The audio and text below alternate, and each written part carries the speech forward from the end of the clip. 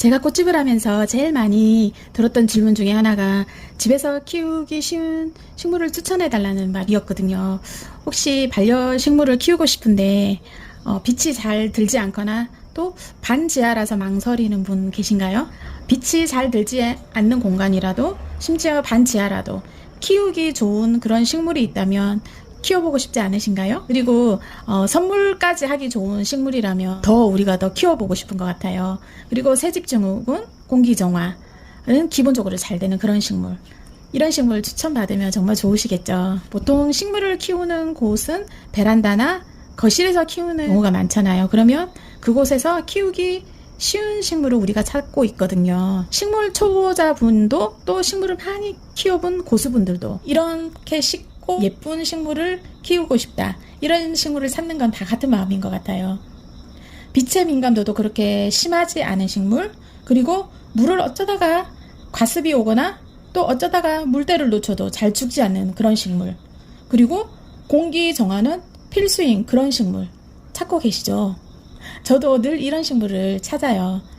아무리 쉽게 키우는 식물이라도 그 식물의 특징을 모르면 죽을 수밖에 또 없거든요. 그래서 오늘은 관리하기 쉽고 아무 데서나 잘 크는 식물, 그리고 우리의 감성 지수까지 올려주는 멋진 플랜테리어 식물을 소개해 드리려고 해요. 옹기종기 모여있는 초록잎이 너무 귀여운 시프렐라입니다. 보통 우리는 홍콩야자라고 많이 부르죠. 많이 보셨죠? 홍콩야자는 촥 펼쳐진 초록잎이 우산 모양을 닮아서 또 우산나무라는 별명도 가지고 있거든요. 귀여운 수영으로 플랜테리어 식물에 많이들 요즘에 찾는 식물 중에 하나인 것 같아요. 최근 들어서 더 인기가 좋은 것 같고요. 요즘 또 홍콩야자 수영을 예쁘게 연출해서 많이들 키우고 계시더라고요. 플랜테리어 감성 식물로도 너무나 인기가 좋은 셰프렐라, 홍콩야자 너무 이쁘고 귀엽죠. 홍콩야자는 당그늘에서도 잘 자라고 또 디테일하게 어떤 관리를 해주지 않아도 잘 자라는 식물이거든요. 그래서 식물 초보분들께 추천드리고 싶은 아이 중에 하나예요. 진짜 생명력이 강하거든요. 또 홍콩야자는 미세먼지와 포름알데히드는 생활 속에서 나는 그런 냄새, 가구에서 안 좋은 냄새들, 또 암모니아 냄새들, 그런 나쁜 냄새들도 다 어느 정도 없애주는 기능을 하고 있거든요. 홍콩야자가 공기 정화 효과에 굉장히 탁월한 식물로 또 알려져 있어요. 그리고 홍콩야자는 밖에서도 묻어오는 그 미세먼지를 잘 흡착해주는 그런 특징이 있거든요. 그래서 현관에 좀 두시면 또 괜찮은 것 같아요. 방 그늘에서도 잘 자라고 싱그러운 분위기로 어느 곳에 두어도 초록초록한 홍콩야자 잎 너무 매력적인 것 같아요. 그리고 생명력이 강하고 키우기 쉽다는 게 강점이거든요. 강한 직사광선에서도 적응하면은 잘 자랄 수 있지만 오히려 빛이 부족한 실내에서 더 잘 자라거든요. 물이 부족해도 오랜 시간을 버틸 수 있는 게 또 특징이고, 그러니까 물을 생각보다 적게 주셔야 돼요. 이렇게 설명을 하면 되겠군요. 그러니까 물이 부족하면은 우산 모양 이 잎이 살짝 처지게 돼요. 그리고 이 잎에 여기 줄기 있죠.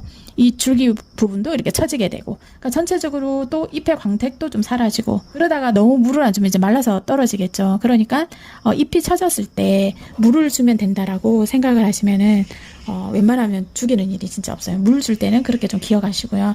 그리고 물을 줄 때는 또 화분 바닥, 배수 구멍 있죠. 거기서 물이 한동안 어느 정도 흘러나올 때까지 물을 계속 이렇게 주시는 게 좋아요. 그러니까 한번 물을 줄 때 이렇게 제대로 풍족하게 쫙 주고, 그리고 잎이 처졌을 때 그렇게 주면은 되는 거예요. 그러니까 여러분들이 기억을 잘 하시고, 그리고 물을 줄 때는 이렇게 한 곳으로만, 그러니까 화분이 이렇게 둥그르면은 이렇게 둥글게 둘러가면서 물을 이렇게 천천히 이렇게 주시면서 흙에 스며들게 그렇게 만들어 주셔야 되거든요. 그런데 한쪽에만 이렇게 물을 쭉 주시면은 거기에 물 길이 생겨요. 그러면 물 길이 생기면은 거기에 물을 주면은 그쪽으로 쫙 빠져버리거든요. 그러면 다른 곳에 있는 뿌리에 물이 가지가 않아요. 그러면은 다른 쪽에 뿌리는 말라 죽겠죠. 그러니까 물을 줄 때도 한 곳에 주지 말고 이렇게 삥 둘러서 서서히 천천히 주시면서 밑에 배수구멍으로 물이 어느 정도 충분히 흐를 정도로 이렇게 주시면은, 그렇게 주시면은 죽는 일이 없어요. 물 주실 때 꼭 어느 식물도 사실은 이렇게 다 주셔야 돼요. 기억하세요. 그리고 물을 줄 때는 또 샤워기로 물을 이렇게 잎에 이렇게 뿌려주는 거죠. 왜냐하면 아까 잎에 먼지가 흡착된다고 그랬잖아요. 그러면은 그 먼지도 제거해야지 광합성도 더 잘 되겠죠. 그리고 병충해 예방도 되거든요. 그리고 물 줄 때는 또 잎에도 이렇게 착착착착 시원하게 이렇게 주시면은 더 건강하게 키울 수 있어요.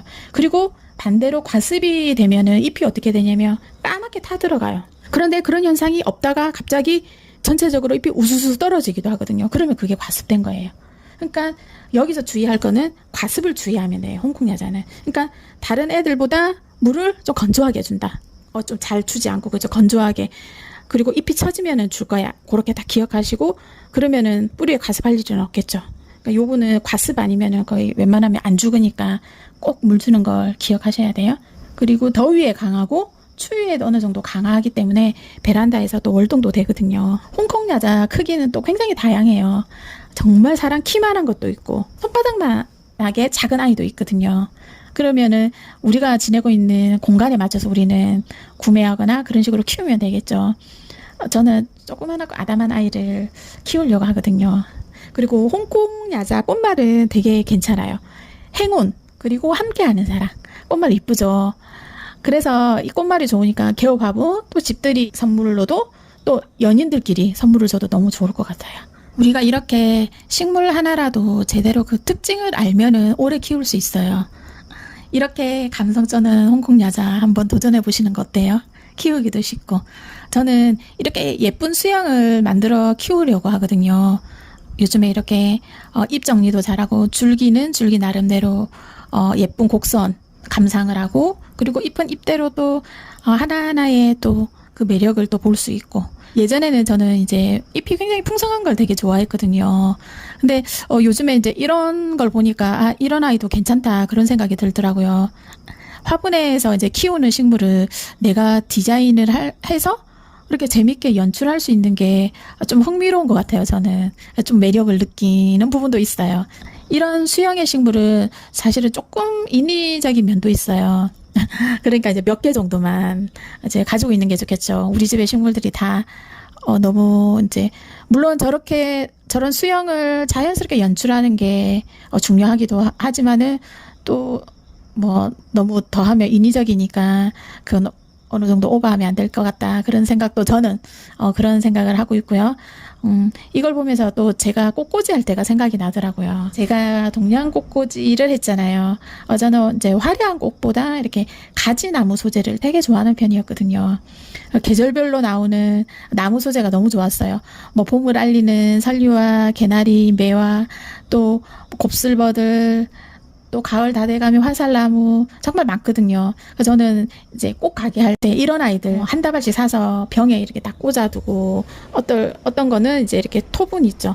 이렇게 토분으로 된 이제 화병에 요런 나무 소재를 또 꽂아놓으면 되게 분위기 좋거든요. 요런 거를 되게 좋아했어요. 이제 선선해서 소재 좀 사러 가고 싶은 마음이 또 들거든요. 가서 예쁘게 한 다발 가져와서 집에 가지고 오면 제가 영상으로 한번 남겨 놓을게요. 명절 연휴 끝나면 이래저래 식물도 구입하고 또 나무 소재도 한 다발 구입해서 가을을 느끼고 싶네요. 너무 재미있을 것 같아요. 여러분들도 이제 무더운 여름 잘 견디셨으니까 이제 가을에는 더 모든 일에 이렇게 더 열정적이고 재밌고 흥미로운 그런 하루하루가 되셨으면 합니다. 오늘도 함께 해주셔서 감사합니다. 행복한 하루 되세요.